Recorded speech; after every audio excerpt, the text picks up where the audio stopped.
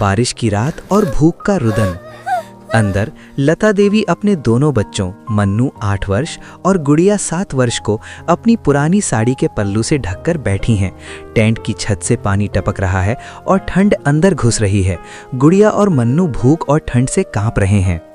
मेरे बच्चे, मेरे लाल मन्नू, गुड़िया मेरी बेटी, तुम दोनों घबराओ मत। आओ मेरे पास और चिपक जाओ। ये साड़ी का पल्लू माँ की ममता है, ये तुम्हें ठंड नहीं लगने देगा। बस थोड़ा सा सब्र रखो, ये बारिश रुक जाएगी। माँ, मेरे दांत बज रहे हैं और देखो ये ऊपर टपकता पानी मेरे मुंह पर गिर रहा है। पापा कहाँ है माँ? पापा कल से नहीं आए, मुझे बहुत डर लग रहा है और गुड़िया भी रो रही है। माँ, भूख, मुझे चाय पीनी है। पापा हमेशा मेरे लिए चाय लाते थे, मुझे बहुत ज़्यादा भूख लगी है माँ। आंखें छुपाकर बच्चों को कसकर चिपकाती है। मेरे बच्चे, तुम दोनों शांत हो जाओ। तुम्हारे पापा शहर गए हैं। वो बहुत दूर काम ढूंढने गए हैं। वो जरूर आएंगे। और गुड़िया, सब्र का फल मीठा होता है। ये बारिश रुक जाए, फिर मैं तुम्हें गर्म पानी दूंगी। लेकिन माँ, पापा क्यों नहीं आए? क्या उन्हें भी काम नहीं मिला? सब लोग तो कहते हैं हम गंदे हैं, हमारे कपड़े फटे हैं, हमारी झोपड़ी गंदी है। क्या पापा को भी यही कहकर भगा दिया होगा? नहीं, कोई नहीं भगा सकता उन्हें। तुम्हारे पापा बहुत मेहनती हैं, वो बस थोड़ी देर से आएंगे। तुम दोनों चुपचाप मेरी साड़ी में सो जाओ, मैं हूँ तुम्हारे पास। लता देवी जानती हैं कि धनुलाल, उनके पति, पिछले 3 दिनों से गांव में काम की तलाश में भटक रहे थे, पर कहीं भी उन्हें काम नहीं मिला, क्योंकि उनकी गरीबी और कपड़ों से आने वाली बदबू के कारण लोग उन्हें दुकान या होटल के पास खड़ा भी नहीं होने देते थे। धनुलाल इसी बीच शहर के किनारे एक चाय की दुकान के पास खड़ा है।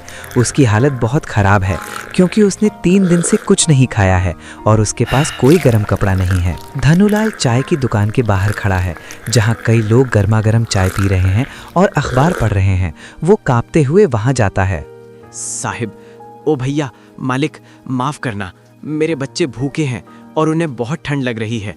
मेरी बेटी ने चाय मांगी है, सिर्फ 10 रुपए दे दीजिए साहब, आपकी मेहरबानी होगी। 10 रुपए में मेरे बच्चे आज चाय पीकर सो जाएंगे। चल भाग यहाँ से। 10 रुपए? मुझे सब पता है, तुम जैसे भिखारी लोग पैसे लेकर नशे करते हो, दारू पीते होगे। चल निकल यहाँ से, मेरी चाय का धंधा खराब मत कर। साहब, मैं झूठ नहीं बोल रहा हूँ। मेरी पत्नी और मेरे बच्चे वो ठंड में कांप रहे हैं। सिर्फ 10 रुपए। साहब, भगवान आपका भला करेगा, मैं आपके पैर पड़ता हूँ। उसे ऊपर से नीचे तक देखता है। देखो जरा इसकी शक्ल, फटे पुराने कपड़े। 10 रुपए लेकर क्या करेगा? तुम्हें देखकर ही पता चलता है कि तुम क्या करोगे, नशे करोगे। चल भाग यहाँ से, हमारे पास फालतू पैसे नहीं है। धनुलाल को कोई पैसा नहीं देता। हर कोई उसे शक की नज़र से देखता है और उसका अपमान करता है। वो उदास मन से सड़क के किनारे बैठ जाता है और फूट फूट कर रोने लगता है। ये कैसी जिंदगी है? मुझे काम क्यों नहीं मिलता? मैं मर क्यों नहीं जाता? मेरी बीवी और मेरे बच्चे वो भूखे हैं। मैं एक पिता हूँ, मैं उनके लिए एक गर्म चाय भी नहीं दे सकता। ये दुनिया इतनी जालिम क्यों है?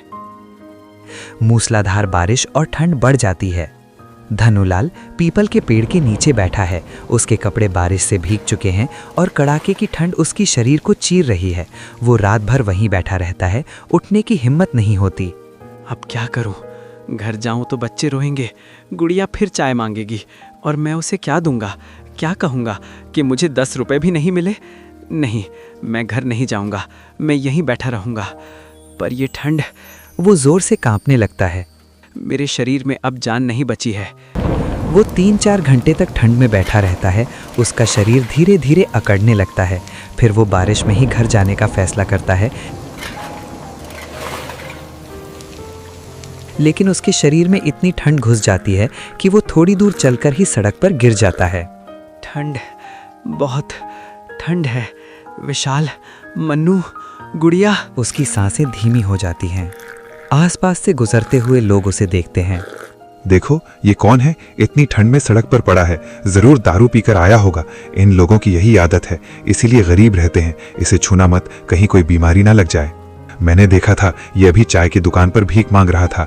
किसी ने पैसे दिए होंगे और इसने दारू पी ली होगी। इतनी ठंड है और बताओ, दारू के नशे में सड़क पर पड़ा है। कोई इसकी मदद मत करना।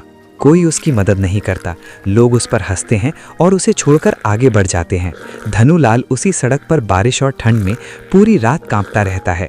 सुबह तक कड़ाके की ठंड और बरसात के कारण उसका शरीर जवाब दे देता है और वो इस दुनिया को अलविदा कह देता है। सुबह होती है। वो देखती है कि धनुलाल रात भर घर नहीं आए। हाय, ये कहाँ रह गए? रात भर बारिश थी, कहीं कुछ हो तो नहीं गया? बारिश थी, कहीं कुछ हो तो नहीं गया? वो बच्चों को सुलाकर साड़ी लपेटकर बाहर सड़क की ओर भागती है।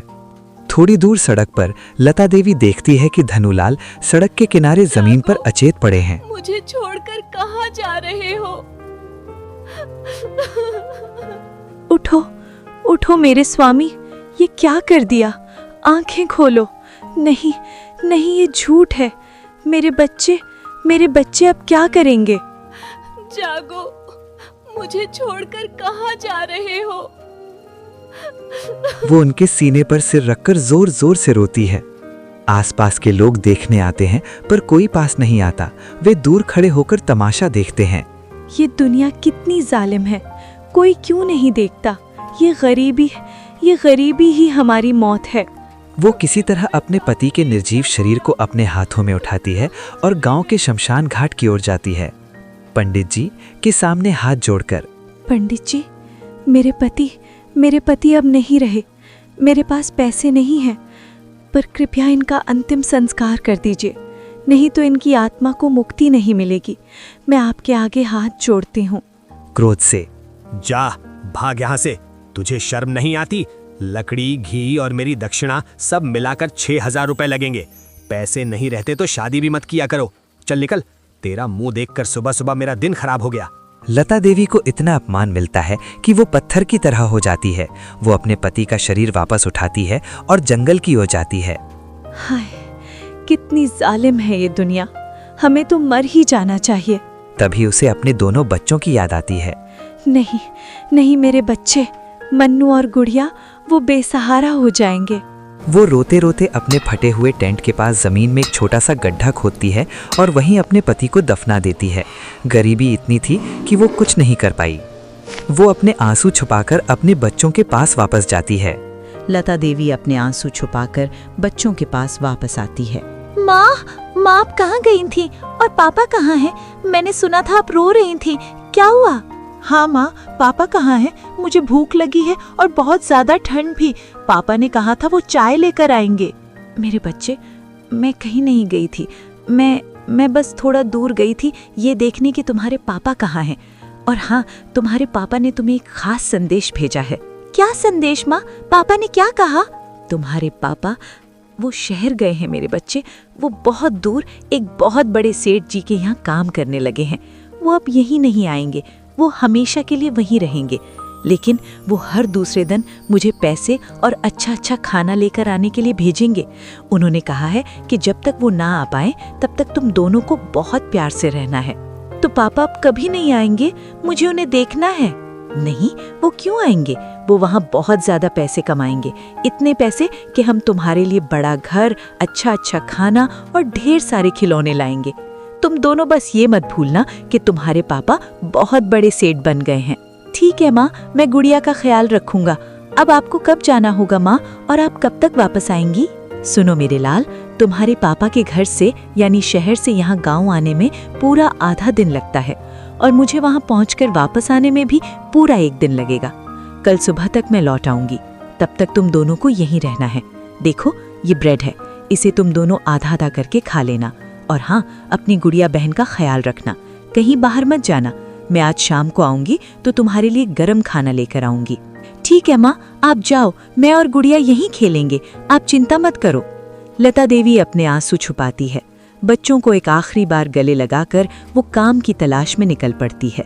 लता देवी सड़क किनारे पीपल के पेड़ के नीचे जाकर फूट फूट कर रोती है। हाय मेरे स्वामी, मेरे पति, आज मैं दुनिया की सबसे बड़ी झूठी माँ बन गई। मुझे अपने बच्चों से झूठ बोलना पड़ा। ये कैसी किस्मत है? अब मैं कहाँ जाऊं, कहाँ से पैसा लाऊं? और कुछ नहीं सोचता। तभी एक वृद्ध महिला मालकिन उसे रोते हुए देखती है।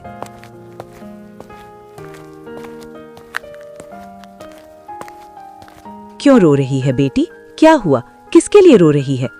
दादी जी, मेरे बच्चे भूखे हैं और मेरे पति भी नहीं रहे। मुझे कहीं काम नहीं मिल रहा, मैं कहाँ जाऊं? ओह, ये तो अच्छी बात है। मतलब तुम्हारे लिए खुशखबरी है।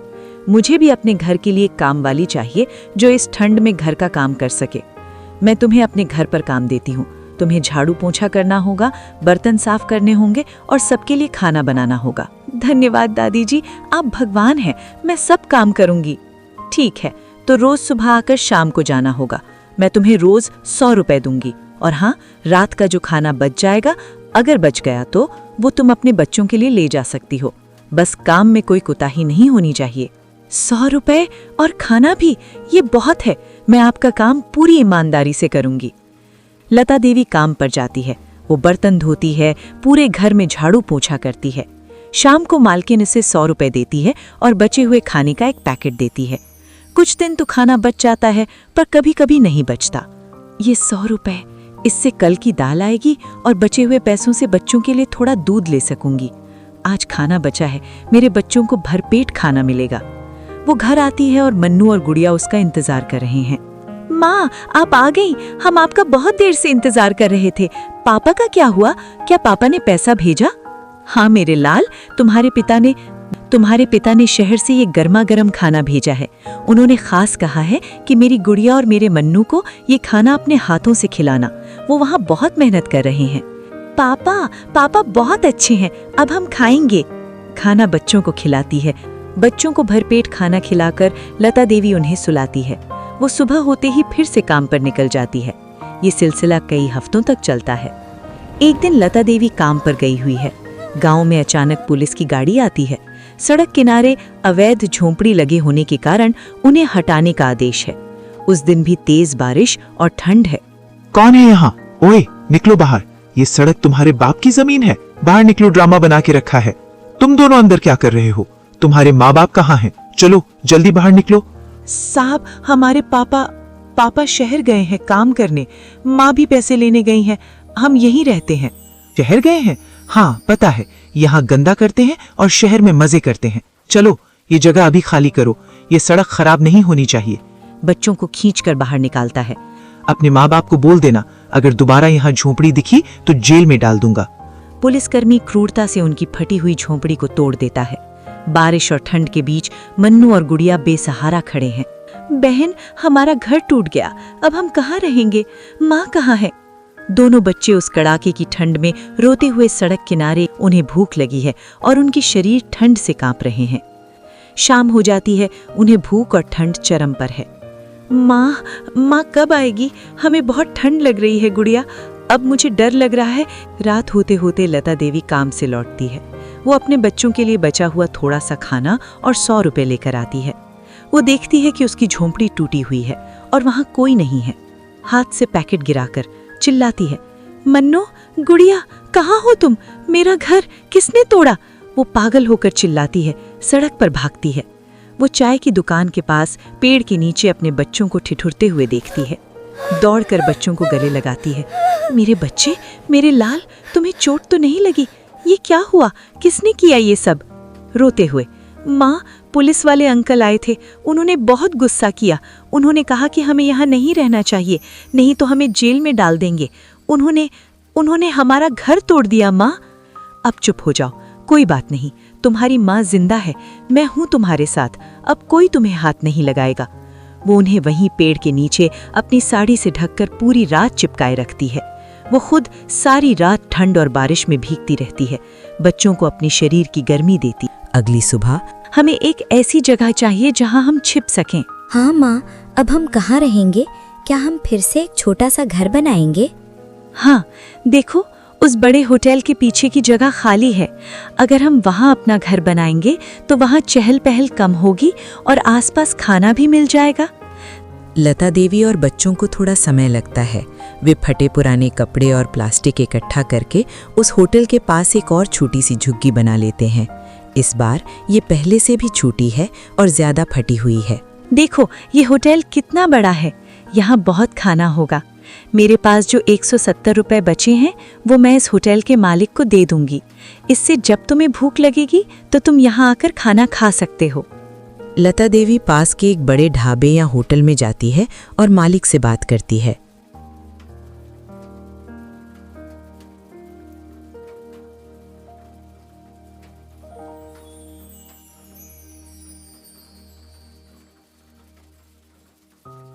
हाँ, 170 रुपए में मैं तुम्हें 7 बार का खाना दे सकता हूँ। मैं डायरी में लिख लूंगा।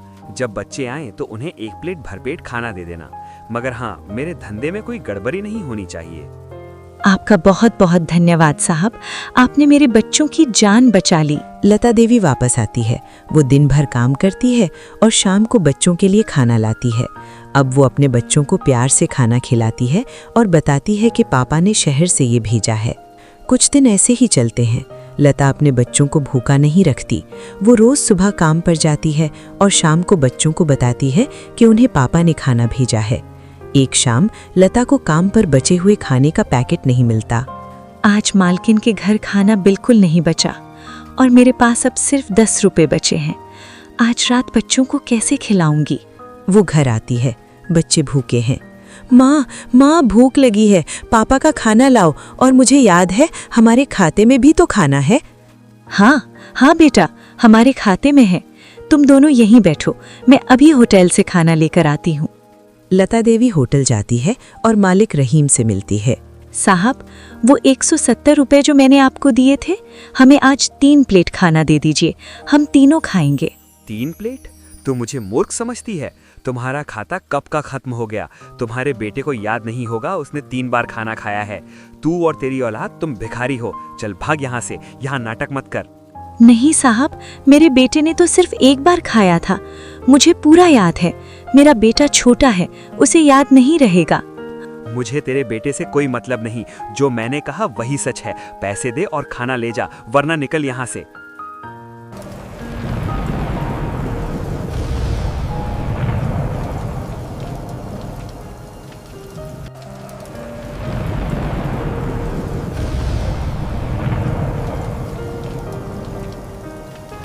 वो इस क्रूरता को देखकर कांप जाती है। खाने को नहीं है, पीने को नहीं है, घर को नहीं है। गरीबी, ये गरीबी कितनी जालिम है। यहाँ कोई भी किसी का विश्वास नहीं करता। 2 दिन बाद होटल मालिक को लगता है कि लता देवी की झुग्गी के कारण उसका धंधा चौपट हो रहा है। जब से ये भिखारिन यहाँ आई है, मेरा धंधा चौपट हो गया है। मुझे इसे यहाँ से हटाना होगा। वो पुलिस को बुलाता है और 500 रुपए देता है। साहब, ये 500 रुपए लो। ये गरीब औरत रात में यहाँ झुग्गी लगाकर शहर को गंदा कर रही है। रात के वक्त जब दुकान बंद हो जाए तो इसे यहाँ से हटा देना। किसी को पता भी नहीं चलेगा। कड़ाके की ठंड और मूसलाधार बारिश फिर से शुरू हो जाती है। पुलिस आती है। ओए, ए औरत, चल बाहर निकल। यहाँ गंदा मत कर। ये तेरे बाप दादा की जमीन नहीं है। अगर दोबारा यहाँ झुग्गी लगाई तो गोली मार दूंगा। कोई पूछने वाला भी नहीं आएगा।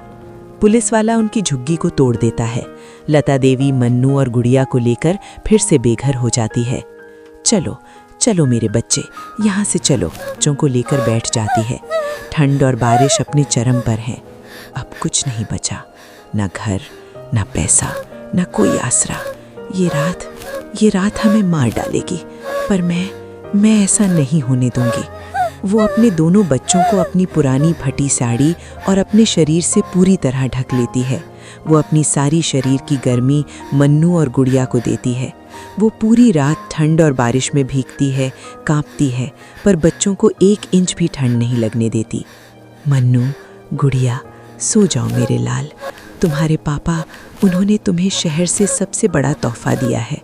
वो है माँ का प्यार। तुम दोनों जिंदा रहना हमेशा। वो कांपना बंद कर देती है। लता देवी का शरीर अकड़ चुका है। उसकी आंखें खुली हैं, पर शरीर में जान नहीं है। उसने अपने बच्चों को बचाने के लिए ठंड और बारिश के बीच स्वयं को बलिदान कर दिया था।